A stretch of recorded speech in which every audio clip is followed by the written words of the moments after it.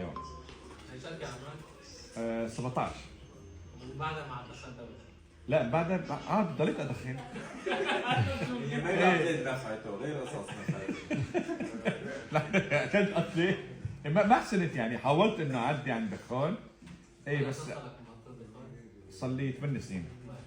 اي والله الحمد لله رب العالمين. شنو خير؟ كنت عم تحكي لنا سكر الباب.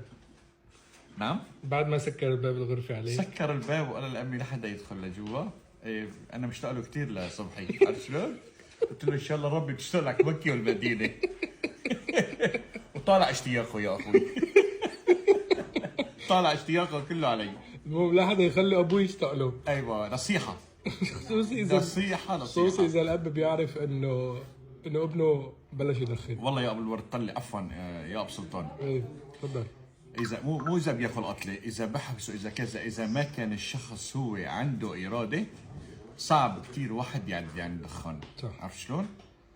فلو اكل قتله، لو حبسه، لو كذا، بدها اراده، بدها اراده. انا في كثير عالم هلا عمال بيقولوا لي الترغيب وليس الترهيب، يعني في الاسلوب انه انت نعم. تخليه يبطل. نعم يعني بترغبه مو بترهبه. بالضبط.